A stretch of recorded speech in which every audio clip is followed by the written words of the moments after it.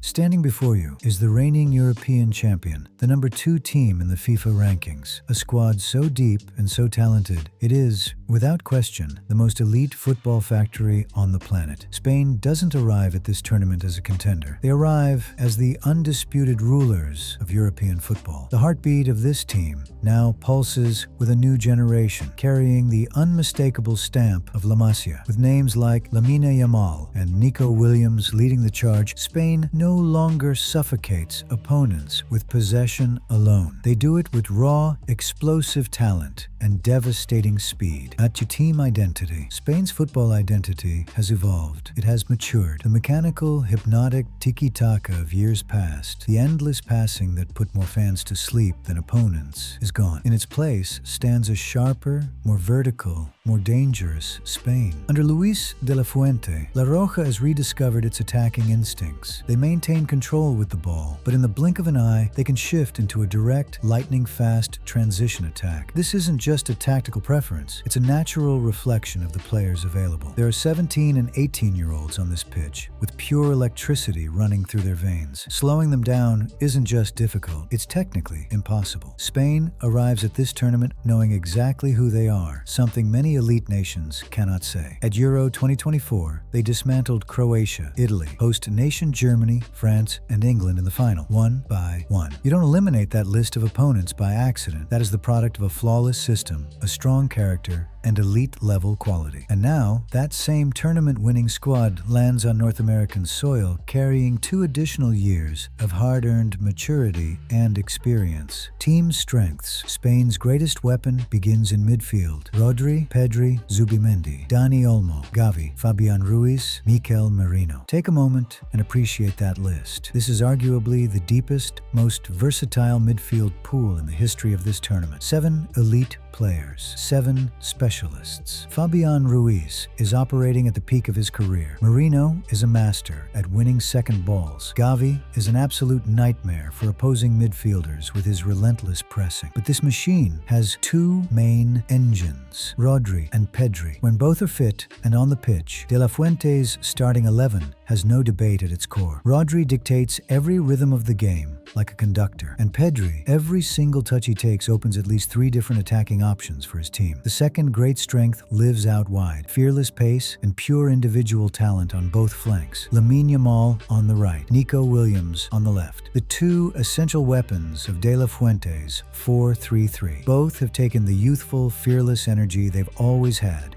and paired it with remarkable game intelligence over the past 2 years. Opponents face an unsolvable problem. Commit to stopping Yamal and Nico Williams runs free. Adjust to contain Nico and Yamal punishes you from the other side. Defenses will wrestle with that same impossible question throughout this tournament. The third strength is the defensive discipline hiding behind all that attacking brilliance. Through 14 qualifying matches, Spain conceded just 8 goals, one of the finest defensive records in European football history. And at the heart of that backline stands Pau Cubarsí, just 19 years old, but he plays like a generational defender. His ability to read the game early, his clean ball playing from deep, and the ice-cold composure he shows under the heaviest pressure. All of it transforms Spain's defense into a wall that simply cannot be broken. Predicted starting 11.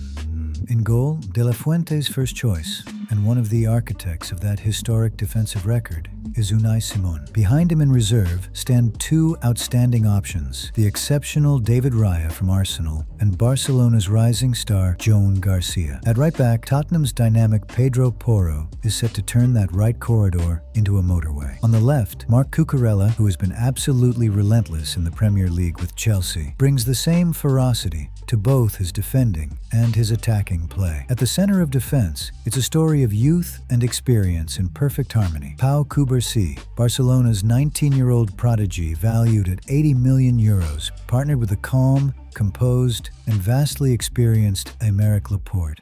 The midfield is the finest in world football. Sitting just ahead of the defense, Rodri controls the entire tempo of the game.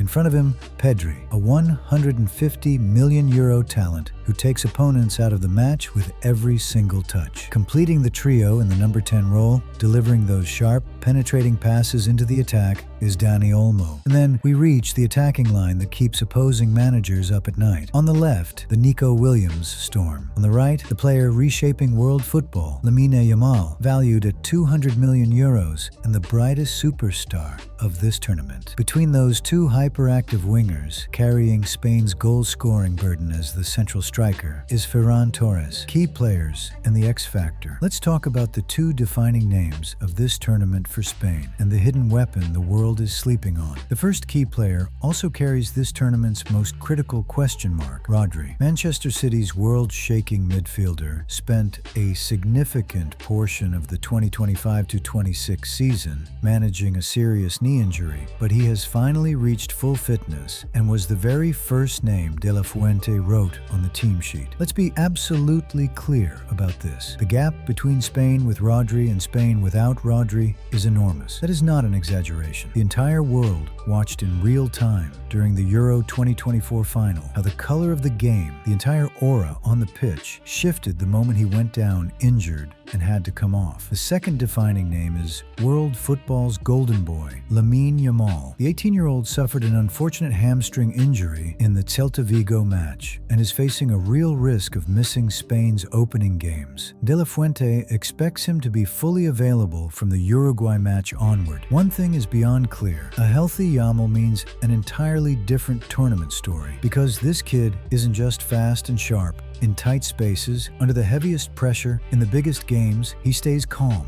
as if he's playing on a neighborhood street. That is a rare genetic gift. Now, while everyone discusses Pedri, Rodri, and Yamal, who is the lethal X factor quietly approaching from the shadows? The answer is Martin Zubimendi, the player who played a very significant role in Arsenal's return to dominant Premier League football. Zubimendi could quietly become the most decisive player of this entire tournament. When Spain need to build from the back, or when an opponent is pressing hard and chaos is closing in, Zubimendi brings a completely different, calming rhythm to the game. Whether through tactical rotation or covering for an injury, he has the potential to change the course of a match the moment he steps onto the pitch. Weaknesses and risks. Of course, even a machine this polished will face pressure points when tournament stress peaks.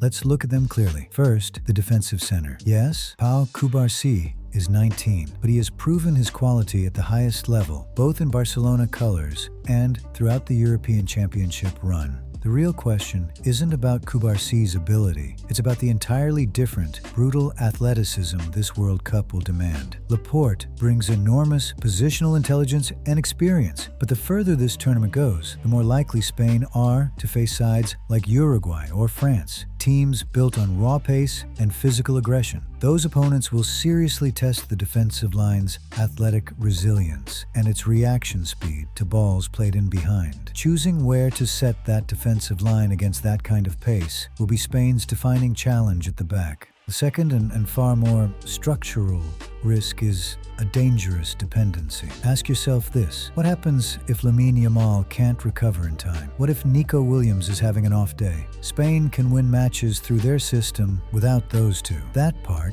is true, but without both of them fit, firing, and fully operational, a run to the title becomes close to impossible. A team this reliant on the individual creativity and speed of its wide players could suddenly find itself hitting that familiar wall. Creativity dries up, the attack stalls, against sides that close the midfield with a physical block and press relentlessly. If you remember that nightmare match against Morocco at the 2022 World Cup, you know exactly what I mean. If De La Fuente has no plan B prepared, that tragedy could repeat itself on this stage. Tournament scenario and prediction. Spain's North American campaign opens in Group H against Cape Verde, Saudi Arabia, and Uruguay. Honestly, Spain finishing first in this group is close to a certainty. The only real threat here is Uruguay. Marcelo Bielsa's chaotic full-pitch pressing and intensely physical style of play could wear Spain down somewhat in the group stage, but La Roja's superior quality and passing maturity should be enough to secure top spot. The true, decisive test arrives when the knockout rounds begin.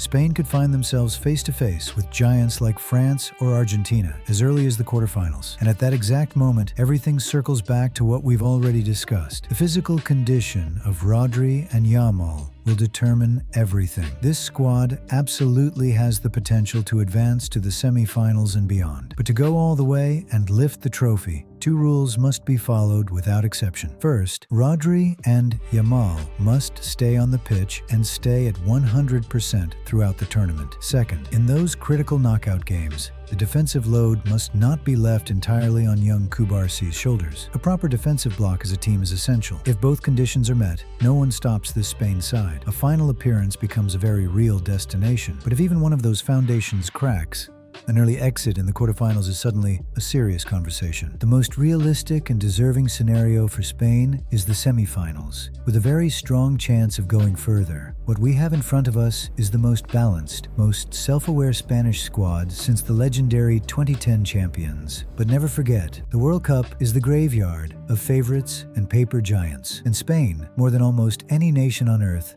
knows that painful truth firsthand. So, can the reigning European champions Spain reach the world title for the second time after 2010 here in North America? How will the injury returns of Lamine Yamal and Rodri shape the course of this tournament? And where does your Spain journey end? Drop your predictions and thoughts in the comments below. Let's break down every step of Spain's campaign together. If you enjoyed the video, hit that like button to support the channel and make sure you're subscribed with notifications on so you don't miss the next tactical analysis in our World Cup series. See you in the next one.